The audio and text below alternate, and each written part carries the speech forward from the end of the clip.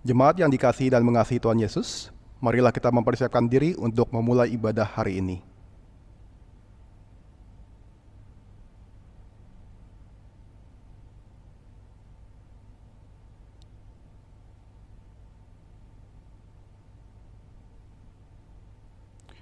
Mari kita memasuki ibadah minggu ini dengan litani Mazmur.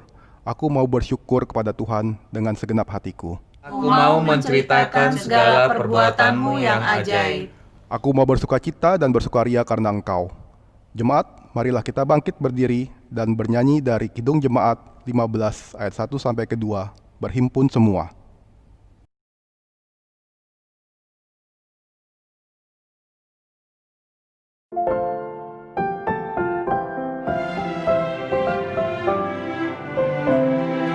Berhimpun semua menghadap Tuhan dan pujilah Dia pemurah benar. Berakhirlah segala pergumulan, diganti kedamaian yang besar.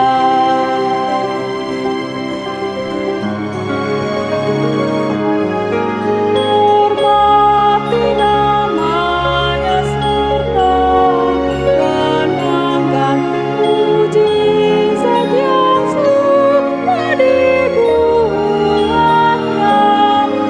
Pandanglah terus syukurmu kau nyatakan di jalan hidupmu seluruhnya.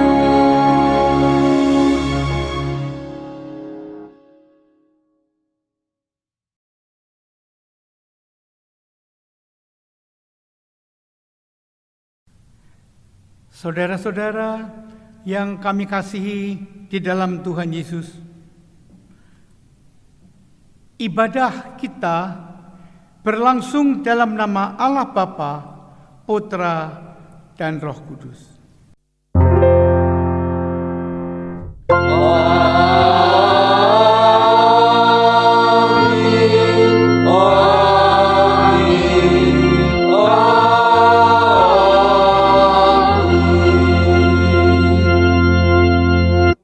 Damai Kristus beserta saudara. Beserta saudara juga.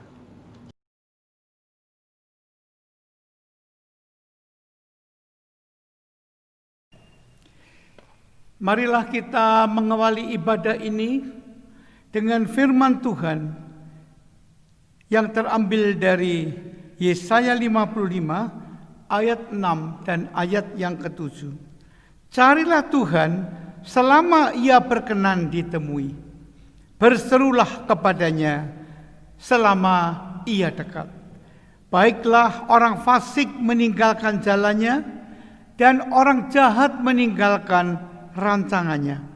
Baiklah ia kembali kepada Tuhan, maka Dia akan mengasihaninya, dan kepada Allah kita, sebab Ia memberi pengampunan dengan limpahnya.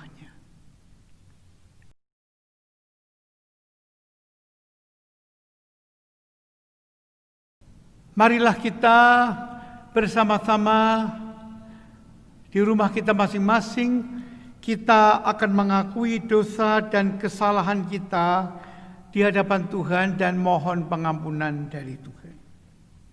Mari kita berdoa.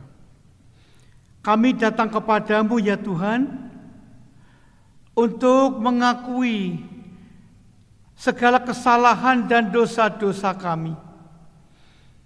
Kami menyesali apa yang telah kami pikirkan, yang telah kami ucapkan, maupun yang telah kami lakukan dengan perbuatan kami yang tidak sesuai dengan kehendak-Mu, dan yang telah melukai, menyakiti, bahkan merugikan sesama kami. Ampunilah dosa kami, dan selanjutnya tuntunlah kami Tuhan dengan Roh-Mu yang kudus, agar kami mampu untuk hidup baru dengan berpegang pada firman-Mu. Kami berdoa di dalam nama Tuhan Yesus Kristus. Amin.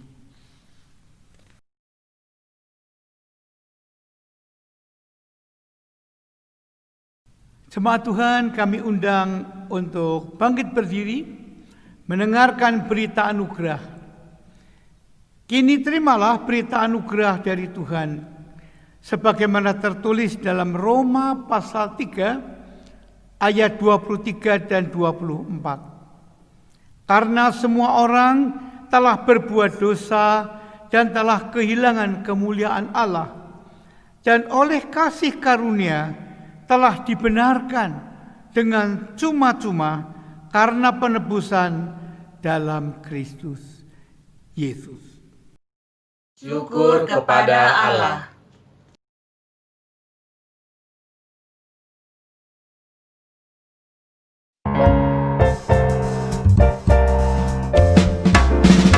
Perubahan besar di kehidupanku sejak Yesus di hatiku.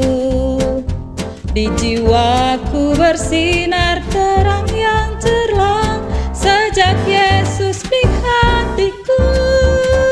Sejak Yesus di hatiku. Sejak Yesus di hatiku. Jiwaku bergemar bagai ombak besar sejak Yesus di hatiku.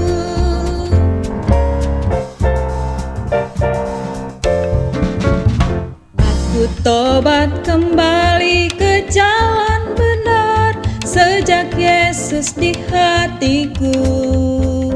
Dan dosaku dihapus, jiwaku segar sejak Yesus di hatiku. Sejak Yesus di hatiku. Sejak Yesus di hatiku. Jiwaku bergemar bagai ombak besar sejak Yesus di hatiku.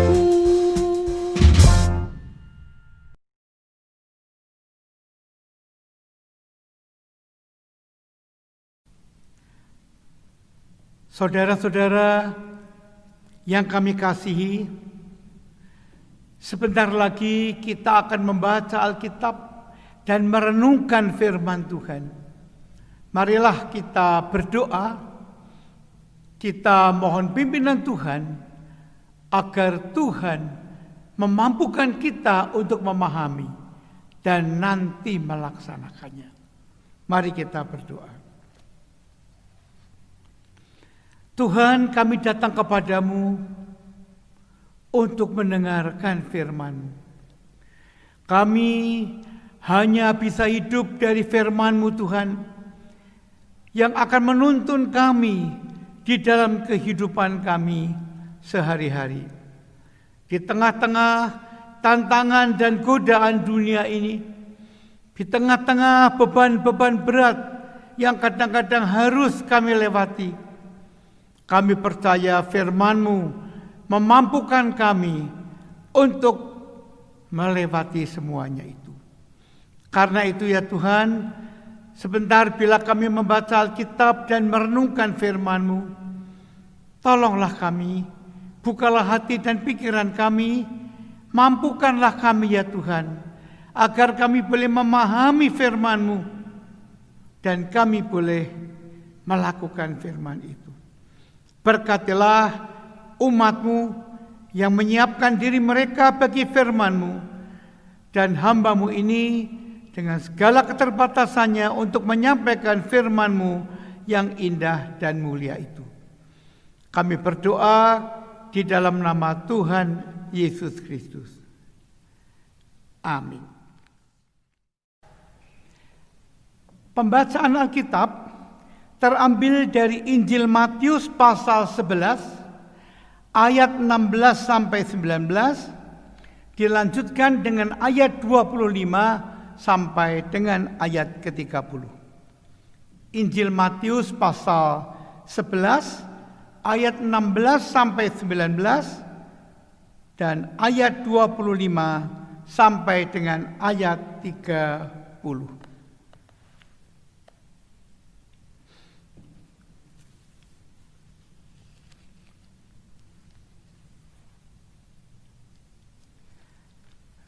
Demikianlah firman Tuhan. Dengan apakah akan kuumpamakan angkatan ini? Mereka itu seumpama anak-anak yang duduk di pasar dan berseru kepada teman-temannya, "Kami meniup seruling bagimu, tetapi kamu tidak menari. Kami menyanyikan kidung duka, tetapi kamu tidak berkabung." Karena Yohanes datang, ia tidak makan dan tidak minum, dan mereka berkata, ia kerasukan setan. Kemudian Anak Manusia datang, ia makan dan minum, dan mereka berkata, lihatlah, ia seorang pelahap dan peminum, sahabat pemungut cukai dan orang berdosa. Tetapi hikmat Allah dibenarkan oleh perbuatannya. Sekarang kita membaca ayat yang ke-25. Pada waktu itu berkatalah Yesus, "Aku bersyukur kepadamu Bapa, Tuhan langit dan bumi, karena semuanya itu Engkau sembunyikan bagi orang bijak dan orang pandai, tetapi Engkau nyatakan kepada orang kecil. Ya Bapa, itulah yang berkenan kepadamu.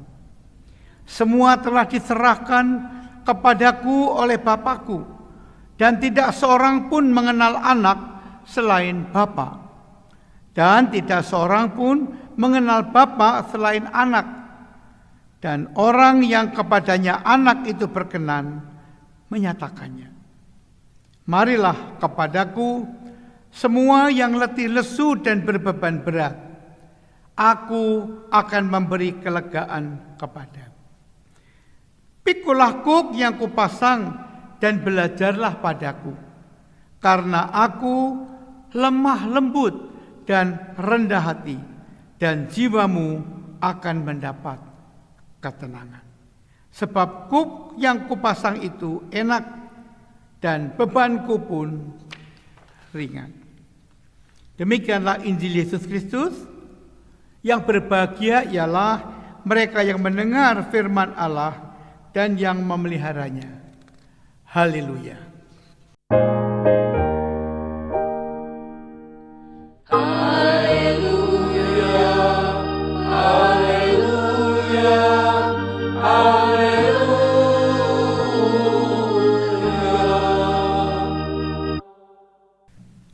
Saudara-saudara yang kami kasihi, ada orang yang pernah berkata kepada saya, kalau anaknya sekarang ini suka membantah dan menentang apa saja yang ia katakan. Orang ini berkata, dulu anak saya tidak begini, tapi sejak berusia 2 tahun lebih sedikit, sifatnya berubah. Dia suka menentang apa saja yang saya katakan. Dia suka membantah. Saya heran, mengapa kok bisa jadi begitu ya? Apakah saudara-saudara juga punya anak yang pernah mengalami hal seperti itu? Lalu saya berkata kepadanya, enggak apa-apa, itu normal-normal saja. Karena setiap anak pada umur 2-3 tahun, ia mulai melihat kemampuan yang ada pada dirinya. Karena itu sikapnya terhadap orang tuanya juga berubah. Sebenarnya anak ini masih membutuhkan orang tua, tapi rasa keakuan dan egonya pada usia ini mulai bertumbuh. Baik, ia ingin mengikuti kehendaknya sendiri. Dia ingin menjadi dirinya sendiri, tidak menjadi seperti orang tuanya. Dalam dunia psikologi perkembangan, saudara-saudara, masa ini disebut sebagai masa negativistis atau masa penolakan. Masa negativistis pertama terjadi ketika anak berusia 2 atau 3 tahun. Masa negativistis kedua terjadi waktu anak itu berumur 5 atau 6 tahun. Dan masa negativistis ketiga terjadi pada usia remaja.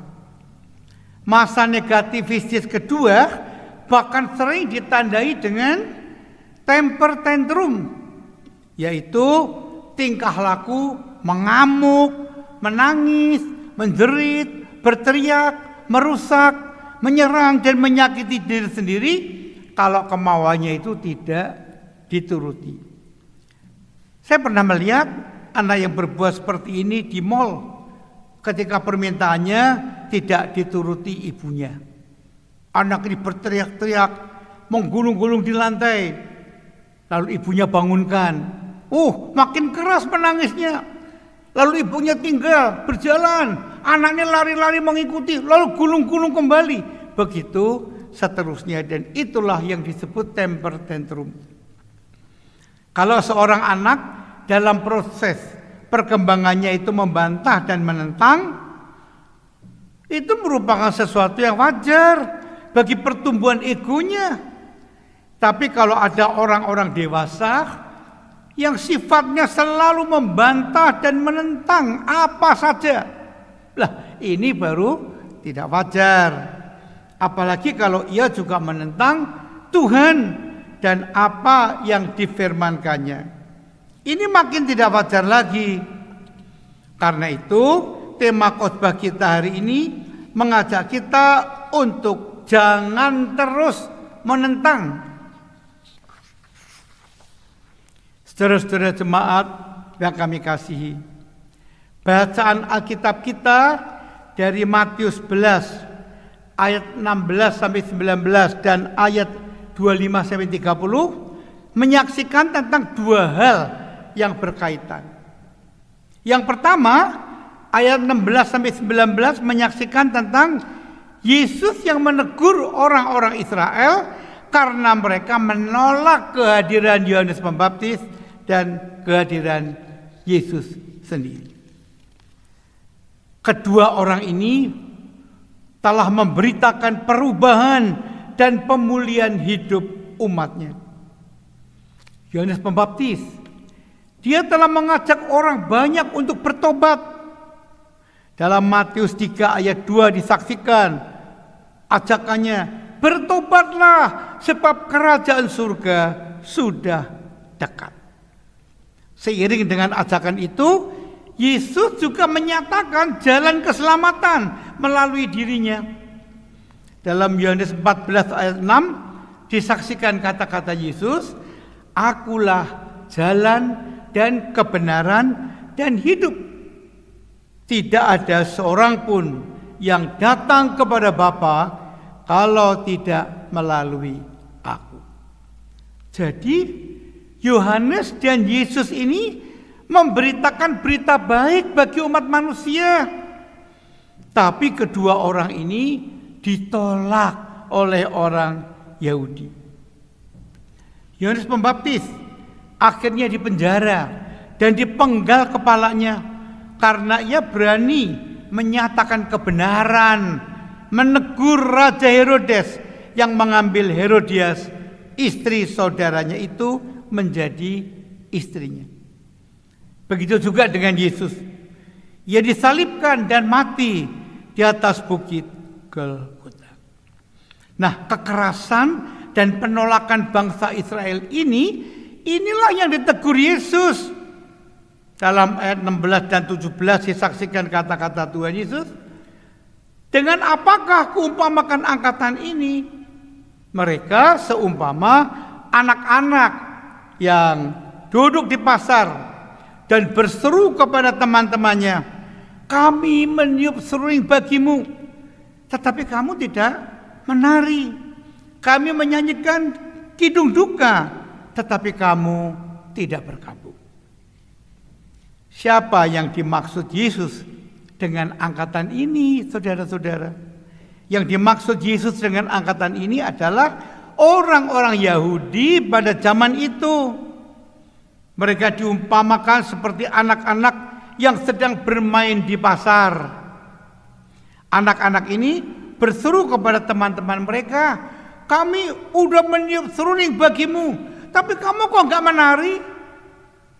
Jadi teman-teman mereka itu tidak menyambut, tidak berespons, tidak mau menari. Padahal seruling sudah ditiup. Itu berarti permainannya gagal. Begitu juga ketika anak-anak itu memainkan drama perkabungan.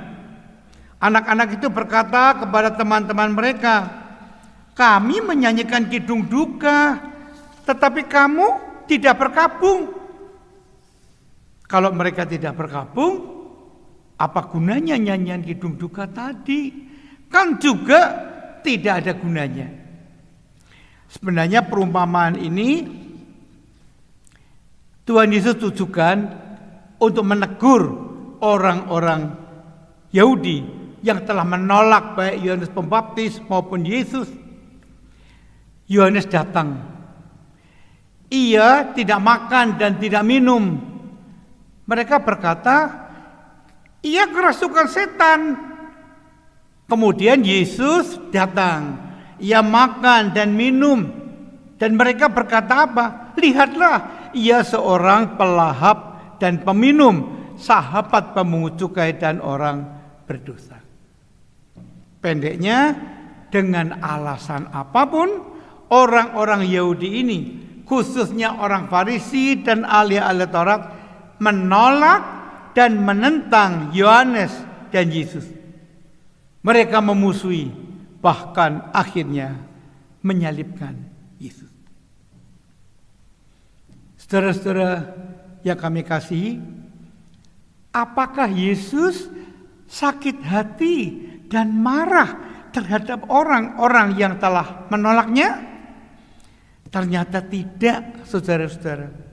Kalau kita, mungkin kita tersinggung, sakit hati, marah, atau tidak mau lagi bergaul dengan orang-orang seperti itu. Tapi Yesus tidak. Ia bahkan mengundang orang-orang yang sedang menderita, dan Yesus mau menolong mereka. Yesus datang ke dunia ini untuk memberikan kelegaan bagi orang-orang yang hidupnya tertekan dan tertindas. Dalam ayat 28 Yesus katakan tentang hal itu. Ia mengundang, marilah kepadaku semua yang letih lesu dan berbeban berat. Aku akan memberi kelegaan kepadamu. Saudara-saudara, ada penafsir seperti De Heer yang mengartikan letih lesu dan berbeban berat ini dalam kaitan dengan banyaknya peraturan yang dibuat oleh ahli-ahli Taurat untuk orang Yahudi. Mereka, ahli-ahli Taurat ini telah menetapkan ada 613 peraturan yang harus diikuti orang-orang Yahudi yang mau dikatakan taat kepada Tuhan.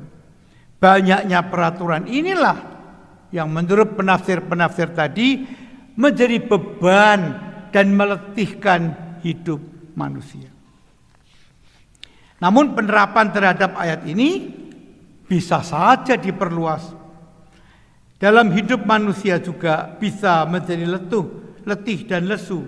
Bukan hanya karena beban-beban peraturan, tetapi karena berbagai beban berat lain yang ditanggungnya. Ada banyak contoh. Sebagai contoh, ada orang yang menanggung beban dosa karena perbuatannya yang melawan hukum Tuhan. Orang ini hidupnya selalu dihantui oleh rasa bersalah dan hukuman Tuhan. Apa-apa yang terjadi dalam hidupnya dipandang sebagai hukuman Tuhan. Ada juga orang yang menanggung beban berat karena penyakitnya yang tidak sembuh-sembuh. Dari hari ke hari kondisinya tetap sama atau bahkan semakin memburuk. Ada orang yang menanggung beban berat karena masalah keluarga, konflik yang terus-menerus terjadi, salah paham, dan perselisihan yang tidak pernah selesai. Ada juga istri yang tertekan karena suaminya berselingkuh dan sering kabur dari rumah. Ada anak-anak yang tertekan karena orang tua mereka sering melakukan kekerasan dan memaksakan kehendak mereka. Ada pula orang yang berbeban berat karena tidak punya pekerjaan, tidak punya uang untuk hidup, dan seterusnya. Dan pada masa pandemi COVID-19 seperti sekarang ini, beban hidup orang menjadi semakin berat, saudara-saudara. Ada yang dihantui oleh ketakutan, takut tertular akan virus yang tidak kelihatan tetapi bisa mematikan itu. Ada yang sudah bosan dan jenuh karena harus tinggal di rumah terus dan tidak bisa pergi kemana-mana seperti zaman dulu. Anak-anak bosan sekolah dari rumah dengan tugas yang begitu melimpah. Ada orang-orang yang juga dirumahkan atau bahkan di PHK sehingga mereka tidak punya pekerjaan lagi. Ada yang bangkrut usahanya. Ada yang masuk ke rumah sakit karena tertular oleh COVID-19. Bahkan ada yang harus mengakhiri hidupnya dengan cara yang menderita. Lalu kapan beban COVID-19 ini akan diangkat dan berakhir? Ternyata tidak ada yang tahu. Harapan orang hanyalah setelah vaksin ditemukan. Bayangkan kalau kita hidup di dalam ketidakpastian seperti ini. Karena itu beban-beban seperti ini tidak mungkin loh kita tanggung sendiri. Karena apa? Karena kita adalah manusia yang lemah dan terbatas. Kekuatan atau kemampuan kita juga terbatas. Karena itu tidak ada gunanya kalau kita hanya protes kepada Tuhan. Kita hanya menentang sini sana.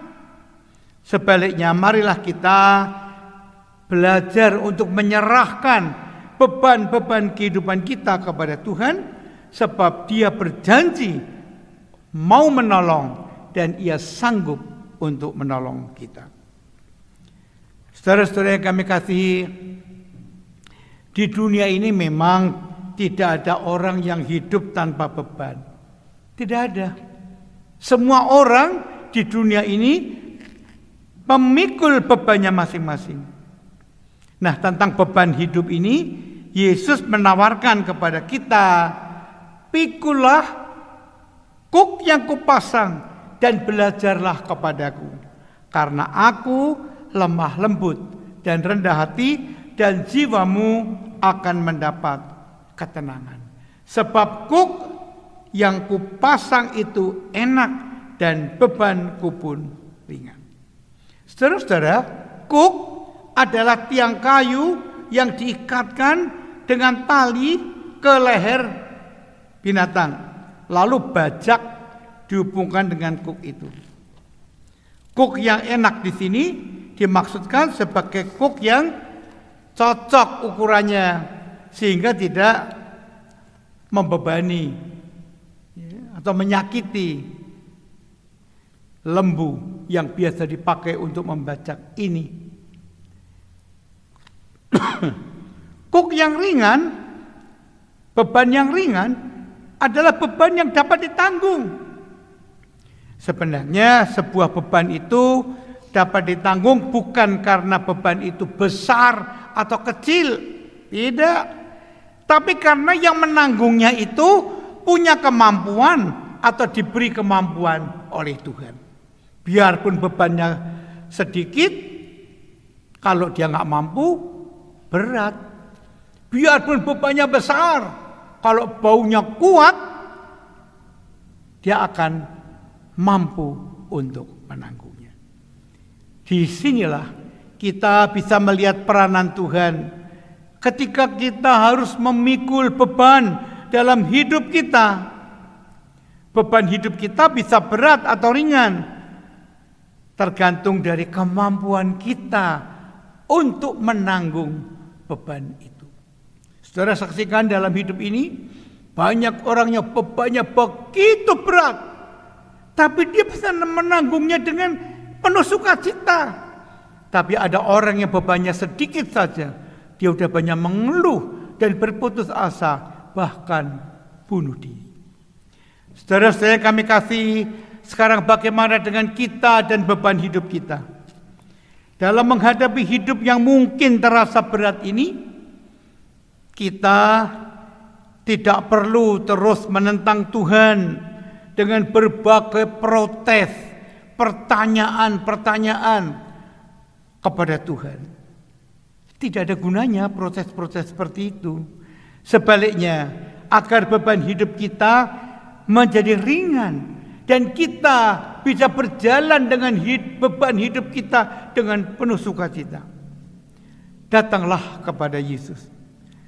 Ia akan memberi pertolongan dan sanggup untuk memberikan kelegaan.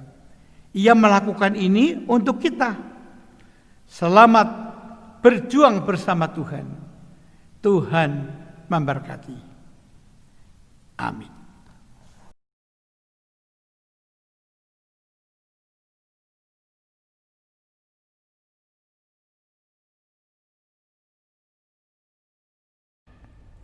Jemaat yang terkasih dalam Tuhan, mari bersama-sama umat Tuhan di segala tempat dan waktu, kita nyatakan kembali pengakuan kita menurut pengakuan iman rasuli.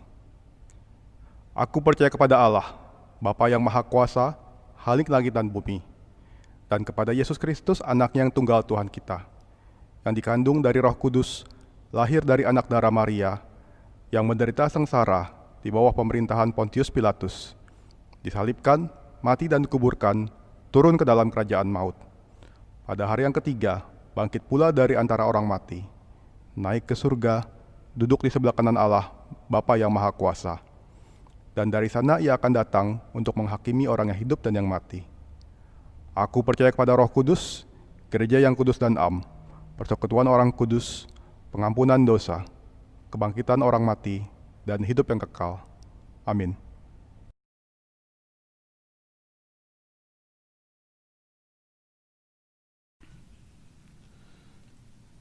Mari kita menaikkan doa syafaat. Kami menghadap takhta-Mu yang kudus ya Tuhan.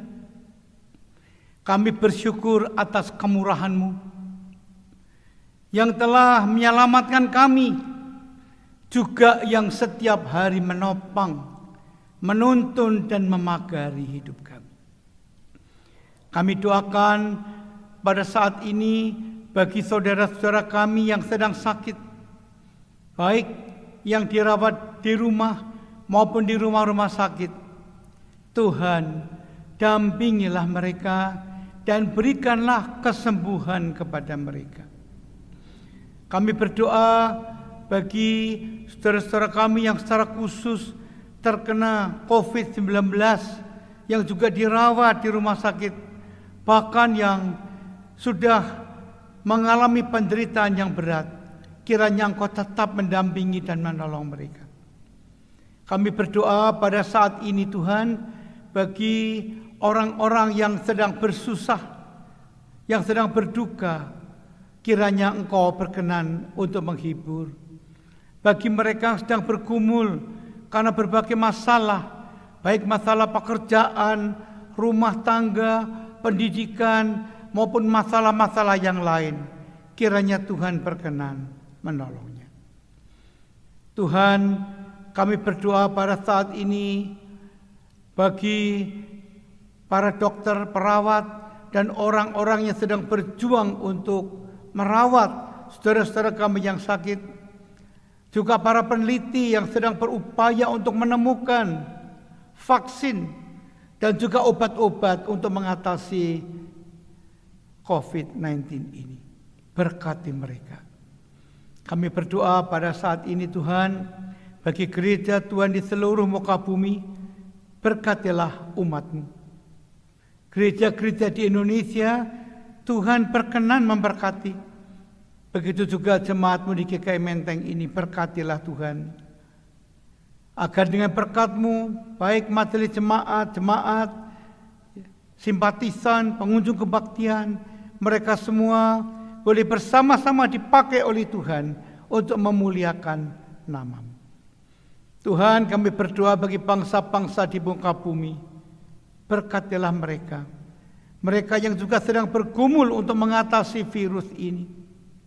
Kami berdoa Tuhan memberkati akan orang-orang yang sedang berupaya untuk mendapatkan obat yang pas di muka bumi ini bagi penanganan virus ini. Kami doakan juga bagi bangsa kami Indonesia ini, Tuhan berkatilah bangsa kami, berkatilah pemimpin-pemimpin bangsa kami, mulai Bapak Presiden dan Wakil Presiden kami, pemimpin-pemimpin kami yang lain baik di pusat daerah, baik maupun di pelosok-pelosok tanah air. Berkatilah mereka. Tuhan, berkatilah juga upaya pemerintah bersama dengan banyak orang untuk menekan persebaran virus COVID-19 ini. Terima kasih ya Tuhan. Sebentar kami akan memasuki kembali pekerjaan dan kehidupan kami.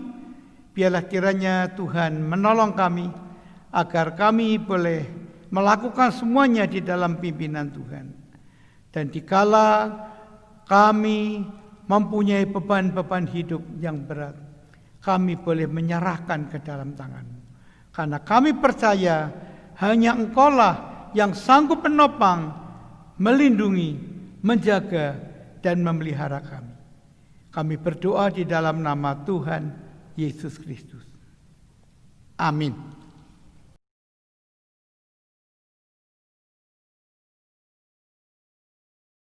Marilah kita haturkan syukur kita melalui persembahan yang kita kumpulkan. Dengarlah sabda Tuhan yang mendasari persembahan kita dari 1 Tawarikh 16 ayat 29. Berilah kepada Tuhan kemuliaan namanya. Bawalah persembahan dan masuklah menghadap Dia. Sujudlah menyembah kepada Tuhan dengan berhiaskan kekudusan. Kita iringi persembahan kita ini dengan penyanyikan PKJ 265 ayat 1-2.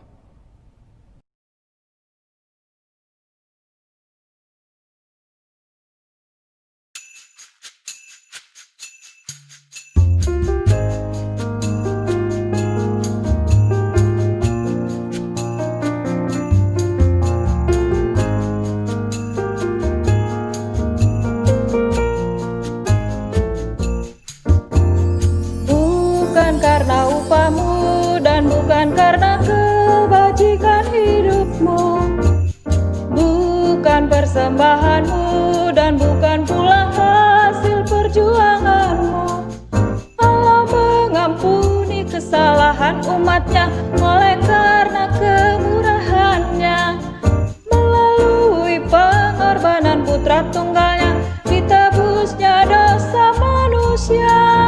Bersyukur, hai bersyukur, kemurahannya pujilah. Bersyukur, hai bersyukur, selamanya.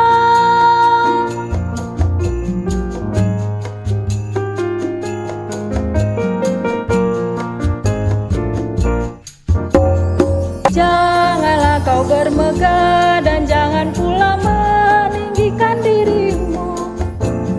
Baiklah selalu merendah dan hidup dalam kemurahan kasih-Nya. Keangkuhan tiada berkenan kepadanya, orang sombong direndahkannya. Yang lemah dan hina dikasihinya penuh, yang rendah akan ditinggikannya. Bersyukur, hai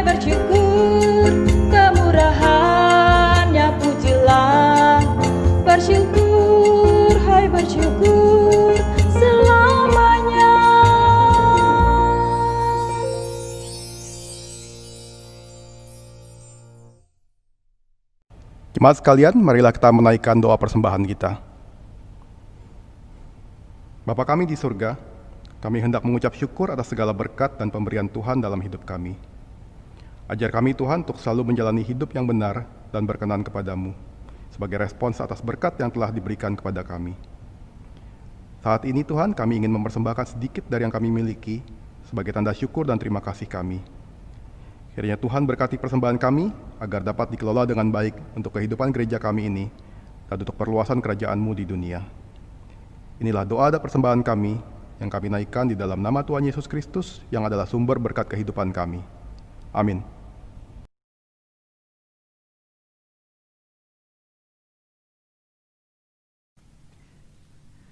Saudara-saudara yang kami kasihi, biarlah hati kita terarah kepada Tuhan. Kami mengarahkan hati kami kepada Tuhan. Jadilah mitranya dalam menghadirkan tanda kerajaan Allah. Kami siap menjadi mitra Allah.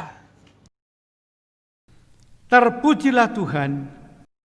Kini dan selamanya. Terimalah berkat Tuhan. Tuhan memberkati engkau dan melindungi engkau. Tuhan menyinari engkau dengan wajah-Nya dan memberi engkau kasih karunia. Tuhan menghadapkan wajah-Nya kepadamu dan memberi engkau damai sejahtera.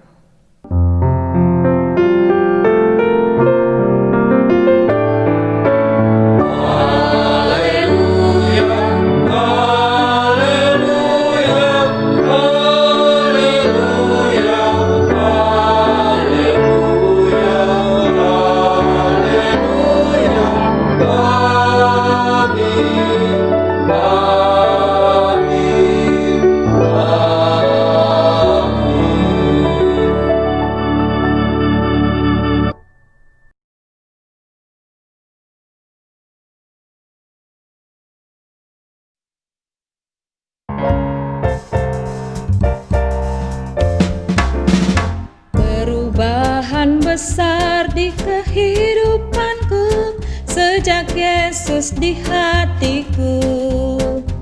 Di jiwaku bersinar terang yang cerlang sejak Yesus di hatiku.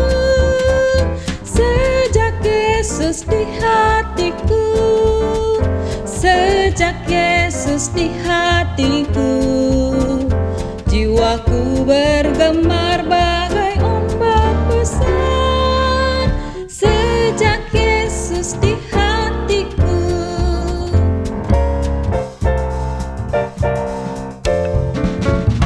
Aku tobat kembali ke jalan benar sejak Yesus di hatiku.